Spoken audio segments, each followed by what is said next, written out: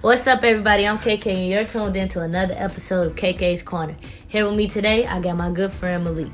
What's up, you guys? I'm Malik Thompson. I'm here with KK today for the podcast. And today we're just going to talk about college and everything that's going on in the world. So, Malik, what school you go to? I used to attend Howard University for 3 years. I was a double major in philosophy and Afro-American studies. Okay. But recently, life happened and decisions were made, and so I decided to transfer to SCAD, which is a college in Atlanta, so it's pretty much closer to home, and it's better for me. But yeah, now I'm there, and I started in January. Okay, so what's your major at SCAD? Is going to be the same major? Nah, SCAD is an art school, Savannah College of Art and Design. So over there I'm doing sequential art and animation. Hopefully I'll be making like webtoons, comics, cartoons, animation, stuff like that. Okay, that sounds pretty cool. So what made you want to transfer?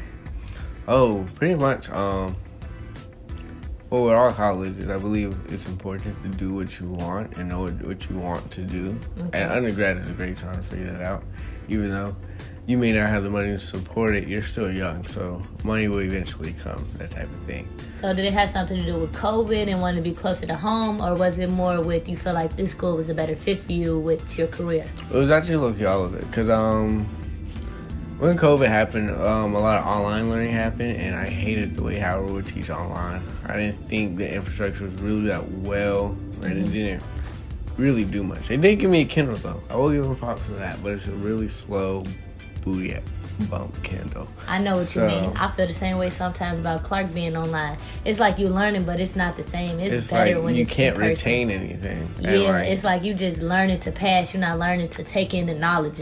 Exactly. And then coupled with the fact that I didn't care for the stuff I was learning too much anymore, because unless it was like actually my major philosophy. Right. And sometimes the Afro-American studies stuff, because some of the teachers were problematic to say at the least.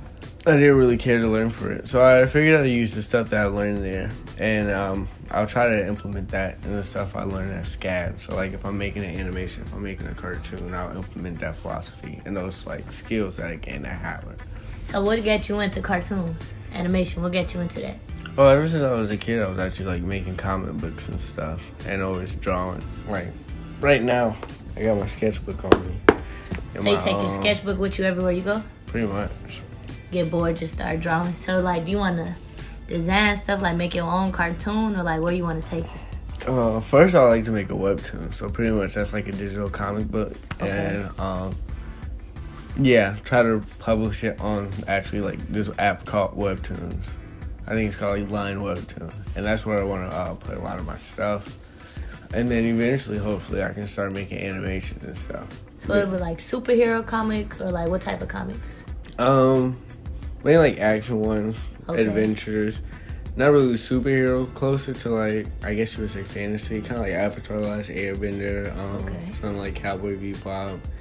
A lot of anime stuff, because that is what inspired me when I was young. So something that fits into those type of genres, like Full Metal Alchemist Brotherhood. I know you probably haven't seen that, but that's one of my favorites. So a show that talks about like a lot of real world topics is uses the medium of like animation, fantasy, and cartoons in order to tell those stories. So it's gonna be a cartoon, but like in the cartoon, it's gonna be like a low key serious topic that you just slide in there in like a fun way. Yeah, pretty much, because I figured me talking for like 4 or 5 hours isn't much as interesting as watching a show talking about these things where you can see these things and really relate it to everyday life. Because when it comes to like any shows or any mediums of like animation, cartoons, any like avenue for storytelling, I don't think it's anything for like kids or adults. I believe like you can use these things in order to tell real world problems, and even as like a kid to an adult, you can relate it to things. That's why so many like shows talk about fear, and that can either be on a level of like scary to ride a bike or scary to start a new job. There's a lot of avenues that like TV shows and just media in general, like even your podcast, take in order for us to tell our stories. Absolutely, man. Absolutely. So do you feel like the virus has any type of effect on school learning nowadays? Like, because I kind of feel like people are less motivated with school and to learn it, with everything that's going on in the world. I feel like it kind of take away from us as youth. Oh, most definitely. I don't think it's just youth though. Anyone in school learning, because old folks can be learning too in school. True. But I think COVID does such a number on us, especially in the United States, when it comes to our motivation in doing things, because when COVID happened, so many other priorities became like bigger. And Yes. even for students, it wasn't just about school anymore. A lot of students had to start working, finding somewhere to live, whether it be like close to their school or close to home, finding a safe place if they can't live at home. And don't mean to get anti-government on your podcast or whatever, but Sound good, man. Go ahead. Say how you feel. Sound good. Government infrastructure, they didn't really do a good job at taking care of us. They didn't, order any more supplies. They didn't really offer a lot of relief funds. That $1,200 was good for, a month, but, Yeah, I heard we about to shut back down soon. Something about a second stage. And, yeah, they may shut down again, but, shutting down is pointless if we're not giving the relief that folks need. If we're not giving folks, universal income, if we aren't giving them, food or stuff, so they don't have to go out, if we're not, keeping them water and electricity on, they're giving them, rent forgiveness and stuff like that, then it doesn't matter how much lockdown we go on, because people are still going to have to leave the house and work. Exactly. That's what I was saying, okay, it'll be different if we was locked down, nobody leaving, but we didn't have to pay rent, or we didn't have to pay for bills. But it's still essential for us to leave if we have to buy stuff, pay for stuff, etc. Exactly. And, for students, I believe that's why a lot of us are not motivated to do much of the learning anymore, because we have to stay motivated to pretty much just stay alive. We're in a struggle to live every day, and we're not like rich, comfortable folks who work for the government or other white celebrities, big celebrities, stuff like that, even black ones. The 1% people who own more than six figures or own six-figure jobs and stuff like that, or managers, CEOs, and stuff like that. Well, some managers, not all managers. We aren't living in those comfortable status where we can just still focus on school and do yoga and stuff in the house and work out. We have to go out and work. We have to live. We have to make money.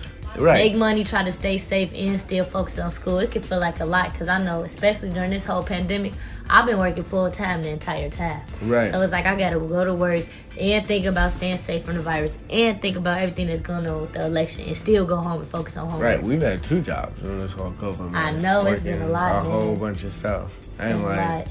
Definitely been a lot, but hopefully after the second shutdown that everything will go back to normal. Hopefully COVID goes away soon, because I've never been out the country. I want to travel, man.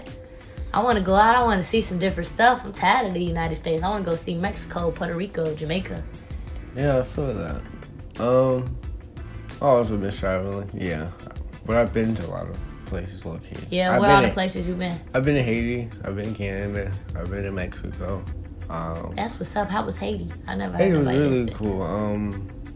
They hate the American government like me, so I love Haitians. So y'all had something common down there, huh? And also I spoke a little French, so I wasn't too much on the uncommon terms when it came to having conversations.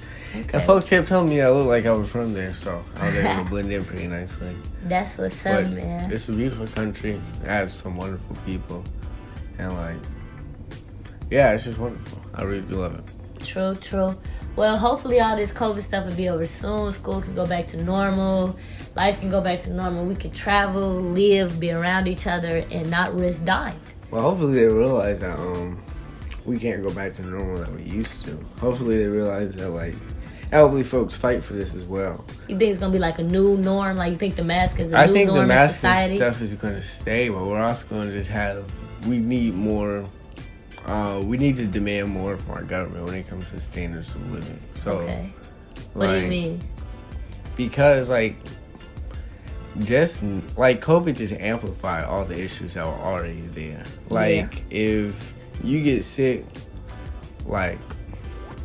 say you actually get HIV, or you get COVID, right? Okay. And you already have asthma, and you already have tuberculosis, you already have all this other stuff going on. Mm-hmm. Those diseases, HIV and COVID, they're not what's per se making you sick. It's all the stuff that's inside you that's making you sick. Yeah, it's just that the underlying health condition and make it worse. It just all makes it worse. And in the same way, it works in a metaphorical sense for the country. So COVID just opened our eyes to so many problems that we had in America already. So when it comes to inflation and minimum wage and people not making enough, people haven't been able to make enough off of like one minimum wage job to live in an apartment, to live in a space by themselves. Right. Like we're so taught to believe, like why it's admirable to work these jobs and hustle and stuff like that. But when we realize that like you can hustle and you can grind all you want, but like that won't be enough. And like I remember I used to talk to you about this at Walmart, like how at McDonald's a single meal was worth $7.79.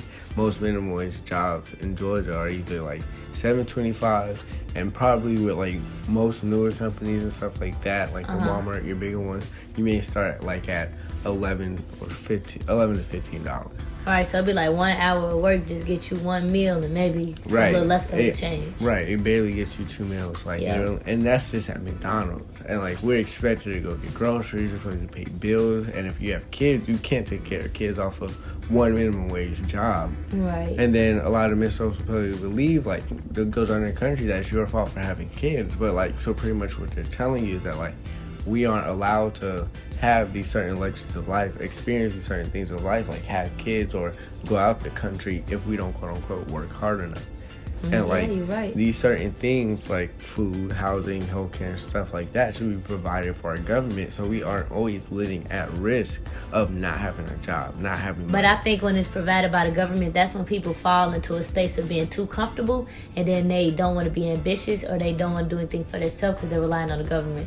When it comes to like Section 8 or like food stamps or any government assistance, some people sadly get used to it and they don't want to elevate no more. Some people use it, you know, to help them, but some people get used to it and they just stay there, stay at that same level. And then my question to that is, what's wrong with staying comfortable? What's wrong with staying at the same level? If we quote unquote need winners and losers, there should be some people who want to stay comfortable because they lived already a hard life. And like if you go every day from struggling, living day to day, not being able to get food, not able to live somewhere, and then you get Section 8, you get welfare, and like you get that food and you get the house, that just may be enough for you because that's what you were fighting for so long. Yeah. You may not have the time to get bigger aspiration for yourself or really learn what you want to do for your life because you spent all your life working. Now, had our government like provide these things and people do quote unquote get lazy, think about how much time it gives to yourself and let you so you can actually be ambitious. Yeah. And then it makes our government required to be good people and only let those good ambitious people to work in government position because there'll be people who want to provide for the people and to protect them instead of lauding and extolling and praising these people who are selfish and like give taxes to rich folks and always talk about hustling and making your own money and making your own way instead of helping each other. That wouldn't be the norm to be praised. So I don't think there's a problem with getting lazy and relying on your government. Matter of fact, we're supposed to rely on our government. We legit pay them to make sure our daily lives are comfortable and safe. Yeah. Like, we can't say, who are you going to call if you want to abolish the police and then say you can't get too comfortable with the government, you have to rely on them. It's either like 100% thing in or 100% thing out. And if you're not letting us take care of ourselves by our own means, because in order to build a house, you need a permit. In order to sell stuff, you need a permit. In order to like get a doctor, be a doctor, which always used to be this way. You didn't always have to get a degree or go to med school to be a doctor. They're house practice doctors. And then the norm changed. So you think the world would be better if like the government did more stuff for us on the daily? Yes. Because people always talk about how the United States is so advanced when they travel out to other countries. Like when I ask my friends, how's other countries? They're like, man, it's not as up to date as us. It's like going back in time. So it's like we're so advanced with that's like from that perspective, but we're not advanced together. You get what I'm trying to say? Yeah, and that's because we aren't advanced without all those other countries looking like that. Like I tell you, capitalism is a simple a system of winners and losers, and it's not like we're the only people losing. It's not just black people, people of color, LGBTQIA, black people, people of color, like LGBTQ people in general are losing.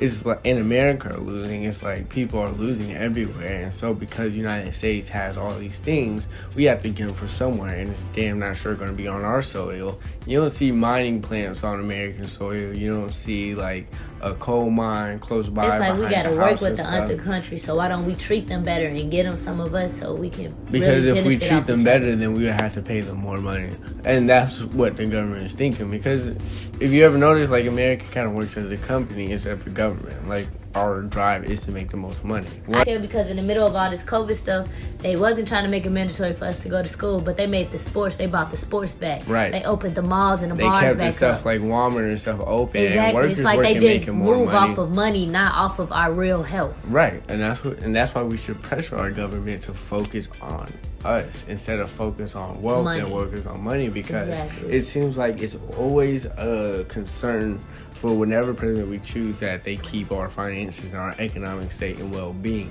But it's never really talking about the social well-being of the people as one of those presidential matters.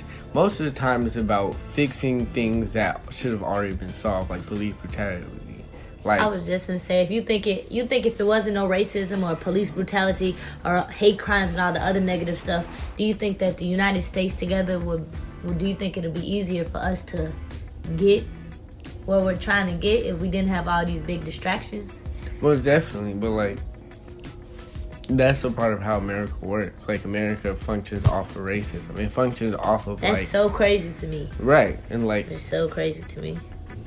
Even like, yeah, in the ways that we work and stuff. Like, we talk about how we get really low wages and we aren't afford like well living standards off of those wages. It's like you gotta work like 60 hours a week to get some good money. And that's damn near slavery. Yeah, because you're like, telling me 60 hours worth of my time is worth like $600, $700, while your 60 hours to you for sending a channel a day signing some paper is worth like $200,000, $500,000, and you're making as much more, way more than I could ever imagine.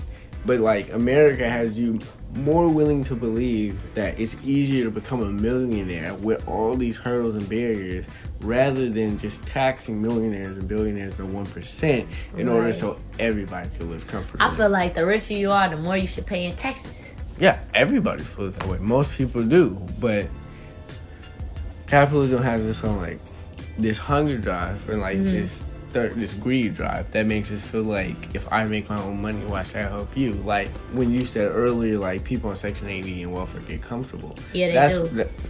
And I talked to you about that, like how what's wrong with being wanting to be comfortable? What's wrong with having to live that life? Capitalism make you believe it's something bad for wanting to be comfortable. They shouldn't make the rich people give back more, because if I got rich, I wouldn't want to feel pressured neither. But it's like, these people should just feel compassionate enough to want to give back more. But it's a responsibility, not just compassion. It's not compassionate, it's a responsibility, because if workers are the main reason why you're making all that money, if any artist gets famous, it's because they have millions of fans. It's not because they did it all by themselves. Each and every listener does play a part in that. Yeah. And like, even though they make great music, a lot of people make great music and never go big because they're never popularized and never heard by anybody, and they don't have wasn't good enough for everybody, and they don't have the fans to support them. Yeah. So if you need that support, if every company needs workers and stuff like that, it should be their responsibility to pay back to the people who make their wealth. Who make their wealth, essentially. That's why when people say they're self-made, oh, I did it all on my own, that's impossible. That's always everybody needs help. Everybody needs somebody to get somewhere. Like me, I need listeners so my podcast can grow. I need you so I can do interviews, interact, have fun with people. Everybody needs something. Exactly. And like, and touching back to like, it's globally how the world is fucked up. Like, United States takes oil from like Iran, Afghanistan, makes like these fake terrorist groups. So like, they use like cobalt mines in Nigeria or like Uganda, stuff like that, where it's going on, and like pay them very little. I know Kenya has hella coffee beans that Starbucks takes, and they only get like, I think 0.2% of the wealth that Starbucks gains from all that coffee beans. I really feel like the United States should help the other countries more. Like, they're helping us make so much money, we can help them. Like, the whole world could help each other, and maybe it can be a better place overall, instead of everybody in competition and my country's better and my country trying to do this. Like, we should just all be happy and friendly with each other. And you think we would be after so long of being alive and being humans and stuff, but it's like history really does repeat itself. It's just like, some folks just want to stay in power, and that's why I tell folks every day, like, try to organize, get with like other black organizers and stuff like that.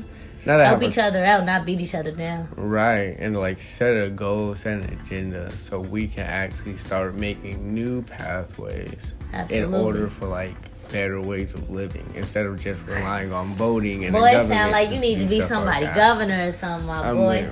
Go ahead, be one of these presidents. Yeah, no, bro. I can't do that. Then I had to be a war colonel, but that's another topic. Bro, but nah, for real though, we definitely done touched on a lot of interesting topics. We done got real in here today, my boy. I appreciate you for coming through. I appreciate everybody for listening, man. Tune in. Look forward to the next episode of KK's Corner. Until then, stay dangerous, my people. See you later.